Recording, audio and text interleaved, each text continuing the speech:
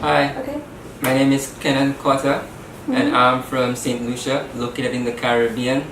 I'm here in Taiwan as a 3D animator at a company called Aries Creative. Thank you, Mr. Cotter, for sparing your time with us to do this interview. We are interested about your career in Taiwan. What are you doing? And we'd like to ask you some questions. So me, Tuli, I will ask some general question, and later on, my classmate, Amy, Rosalie, and Iru will ask some other questions. So my first question for you will be, how long have you been in Taiwan? Well, I've been in Taiwan for about eight years now. 8 years? Yeah. So living here for 8 years, what is your impression about the country? Well, it's very peaceful compared to my country. There's not much crime happening around me, and the people seem really friendly.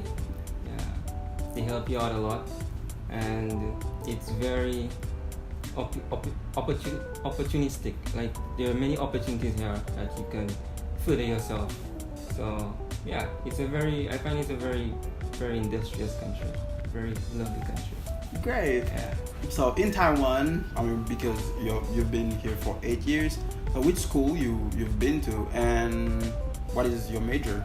Well, I went to Furen University, and my major was Applied Fine Arts, Computer Animation, bachelor's degree. After graduation, was it very long before you get a job in Taiwan, or was it very fast? Well, I think I graduated in July, right? And I got the job actually I first went on an internship, and the internship was in October of that year, and it was a 3-month internship. So I actually began work the very next year in January. Yeah, so 2016. Yeah. I graduated in 2015 and got the job in 2016 January. After graduation, and then you had that internship. So why did you choose to stay in Taiwan? Again, in Taiwan, the opportunities there's a majority of opportunities, especially for what I studied. I studied computer animation, and in my country, it's not that prominent. We don't have animation in my country. And again, I just came from university. I don't really have experience, so I decided to remain in Taiwan to gain that experience. Do you enjoy the job that you have so far? Well, yeah, I enjoy it, but it is stressful because it's design and there are tight deadlines that has to be met. There's no excuses. You have to meet those deadlines. So I enjoy it, especially when you complete the project successfully and you see your stuff on the big screen. You feel satisfied with what you did. But during the whole process, it's stressful, like any other job. I can relate to that. One more question for you. Yeah. I've heard in Taiwan that phenomenon of people working overtime, and many people, they are complaining about it.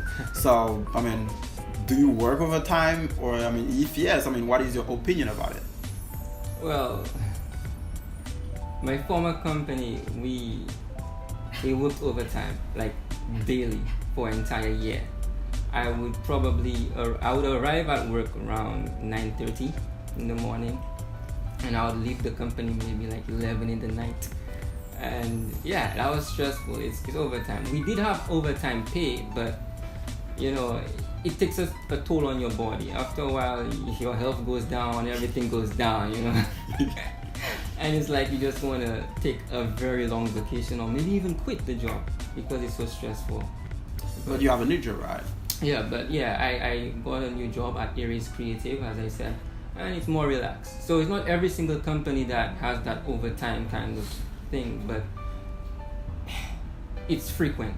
Many of the companies have that overtime, because especially in design, and I can only speak from a design background. I don't know about other industries, but for designers, for creatives, we often have those overtimes that we have to fulfill. Yeah. Oh, okay. I can understand that. Anyway, Amy will follow the next question. So thank you for answering my question. No problem. Hello, Cotter. I'm Amy, and I really want to know more about your company.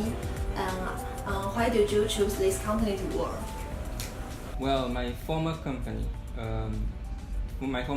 was Chair DG Art. I chose to work at Chair DG Art because of an internship program that they had. I came straight out of college, university, and I had no experience, and they were offering training. So because of this, I went there. And Chair DG Art, they primarily do animation, 3D animation, and visual effects. And they get projects from different parts of Asia, and they're more focused on film, but they would take in projects for advertisements that you would see in Taiwan. And my current company is Aries Creative. They do primarily advertisements, and it's a new company. I think it's just growing, but they cooperate with other studios here in Taiwan. For example, Moonshine Studios. They collaborate with them, and yeah, my company is a very nice company. The atmosphere is relaxed. Yeah. So. What's your position in the company? Well, at my former company, I was a 3D animator, but currently in my new company, I am also a 3D animator, but you can say that I'm a senior animator. The difference is that senior animators, they have more responsibility. They probably are responsible for other animators. So basically, I'm kind of a leader in the company for the animation department. How was the qualification to work to this company? When it comes to designers, basically you need a strong portfolio. You need to show that you can actually do the work. So for me, like I said, when I came out of university, I had no experience and I didn't have a very strong portfolio, which is why I went to do the training instead, the internship, and through that internship I got the job. And being on the job for about 2 years, right? For about 2 years, I gained experience, right? And I also worked on projects. For example, a project called Fist of the Blue Sky, Regenesis. It's a Japanese anime. By doing this project, I was able to apply to my current company, which is Aries Creative. So qualifications is not really your academics, it's what you can produce, right? Your portfolio. So as long as you have a strong portfolio and you show you that you have experience, then yeah, you can apply to practically any design company, any 3D animation studio. My former company, they would welcome guests, but they would plan it, like really plan it, because there's this fear that if the guests came in and they would see what we're working on, that the information might be leaked out. And when it comes to films and animations and stuff like that, they don't want anything getting leaked out, so they're very cautious as to how the guests come in and how they treat them and what they do exactly in the company. So we do have guests, but those guests are mainly clients, or they're probably from university students that are interested in animation. But again, when the guests come in, we try our best to protect the information that we're working on, because we don't want it to get leaked out, because that would cost companies a lot of money. So they need to protect the information. I believe that your company might be success in many projects. Could you share an example of a successful project that you are proud of? That I was a part of. Well, I'm only there for 2 years, and usually a project takes 1 to 2 years. So by my time at my former company, which is 2 years, I only worked on 2 projects, but primarily the most popular one was the project from Japan, which is Fist of the Blue Sky, Regenesis. It's about Japan, and the story is so complex It's about some ancient feud that they had between two nations, and fast forwarding to current times, that feud still goes on through the children, and they're trying to figure out themselves and try to cohabit, if you want to say that, but they do it through war, through fights. What made the project successful in your view? Patience. Need a lot of patience. Because when you have tight deadlines, right? Tight deadlines, and you have to do lots of overtime, motivation to do the project goes down, and you need a very good supervisor to boost your morale. And we did have an excellent supervisor, but patience was key. Patience with dealing with the client, patience with dealing with your boss, patience with dealing with the project manager, patience with dealing with the supervisor. Patience. That's all I can say. Oh, thank you for your point of view. I'm really impressed by your company.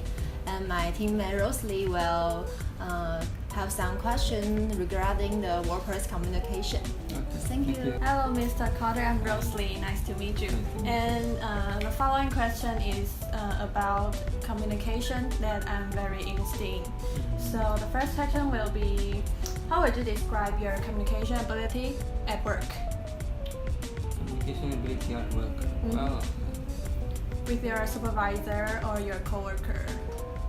okay, well, when I just began working at the company, it was a little challenging. Uh-huh. We primarily communicate using Chinese, and I wasn't familiar with the kind of language that they would use in the company, so it was a bit difficult at first, but after some time I got used to the language, the terms of use, like for example what they would say for animation, what they would say for follow through and stuff like that. It's the jargon of the company, and it became quite easy after a while. And my supervisor at that time from my former company, he wanted to practice his English. Oh, yeah. So you can use English with... Yeah, with him. So we would talk a bit of English off and on, but we primarily use Chinese to communicate. Yeah. So how most of your coworkers are Chinese? Taiwanese, yeah. Taiwanese. I believe that might have some project that you have to work in teams. So as a foreigner, do you think that was hard for you, or you have already familiar with? For the animation studios, usually we work in teams, usually. But we have different teams working on one project. Oh. For example, for the project that we worked on, Fist of the Blue Sky, Regenesis, in the animation department, the department I was in, we had 2 teams working on that project. Now my team, we had like 6 people. So it's like 6 people per team. I think at one point we had 10 people per team working on the project. Yeah. So does there any problem with team between team and team? A little conflict or misunderstanding?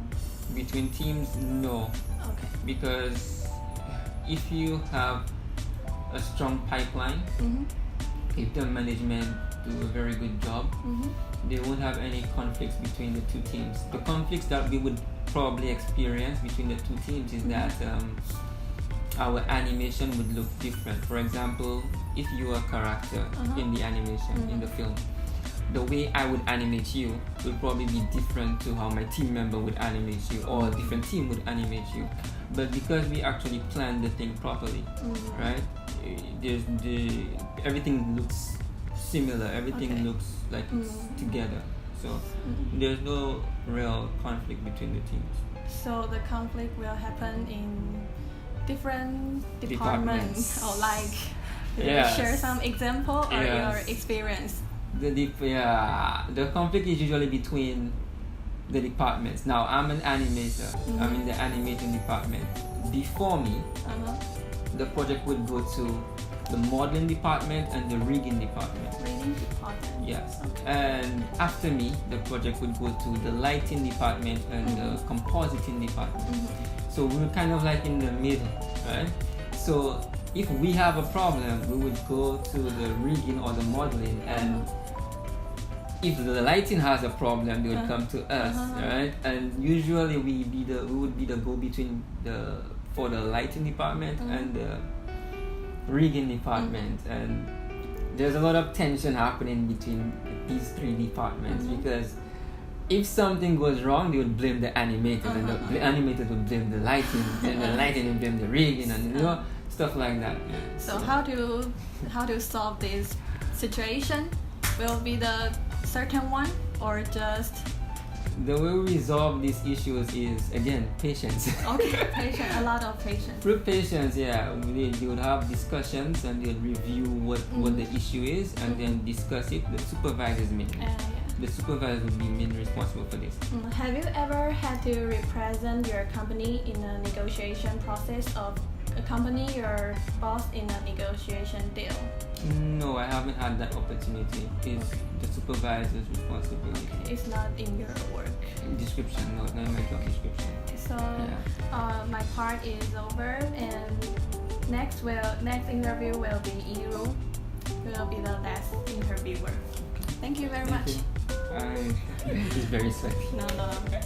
Mr. Cotter, here comes the last part of the interview. We would now want to know more about your career. So, as an animator, what do you believe as your best asset? Body mechanics. Body mechanics? The way the body moves.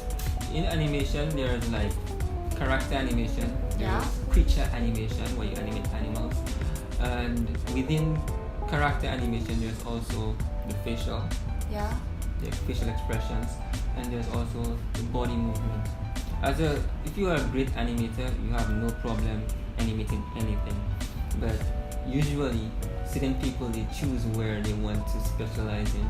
Me, I'm more of a character animator, people, by art. And I prefer the body movements. I don't really like doing the facial one. It's very cool. difficult. What are you doing to keep current in animation technology? Because technology nowadays, they do improve a lot. Always changes. Yeah. Well, I try to keep updated by joining different communities on Facebook, LinkedIn, whatever community. On Facebook, there is a community called SIGGRAPH, and it's kind of a major community for 3D artists. On LinkedIn, I join different communities, and they post the new technologies. I watch tutorials every month, every year.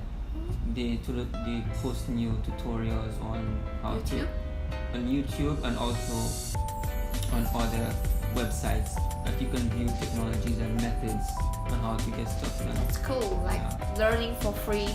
Learning for free, and some you have to pay for. So do you attend courses?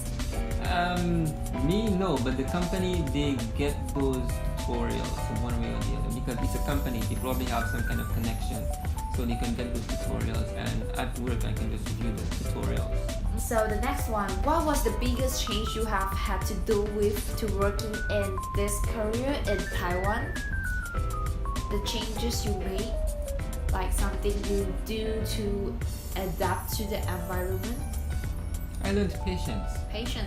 Patience again. Yeah, because I'm a very impatient guy, right? And then this industry is a very hectic industry with the tight deadlines. I'm from the Caribbean, right? It's a very relaxed place, and now I'm here in a very fast-paced industry, right? Everything has to keep moving, and everything needs to be done that quickly, and that's difficult, right? To change your whole character, change your whole speed. So that's one of the adjustments I had to make. I had to become more patient and allow myself to adapt to the environment. Otherwise, I would probably be back home already. I can relate that. You have a lot of big projects to work on the company, I believe that. So how do you handle with this larger project, and how do you like keep on track? You plan.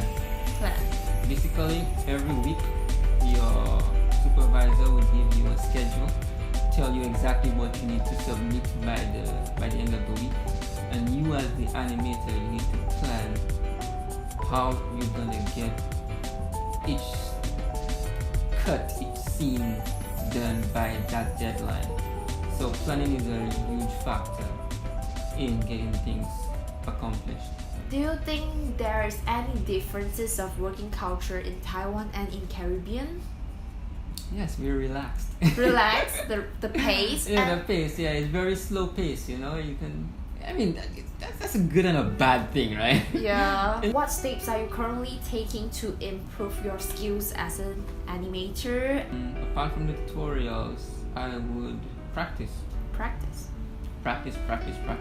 Because no matter how many tutorials you look at, or how many discussions or lectures that you listen to, it won't amount to anything if you don't put it into practice. So practicing, that's how you get to become Practice makes perfect. better animator. Okay. What was your gain in this career in Taiwan? And also, what are you looking forward to? Experience. Experience. Because my plan is to eventually open up an animation studio in my own country. So here in Taiwan, the more experience I can get, the better. And not just experience, but also networking. The more people I can meet and create a relationship with them, the better. Because when I go back home, they're the ones who's gonna be helping my company flourish, right? So yeah. Okay, Tuli and I are foreigners who study in Taiwan too. According to your experience, do you recommend us to stay in Taiwan to work?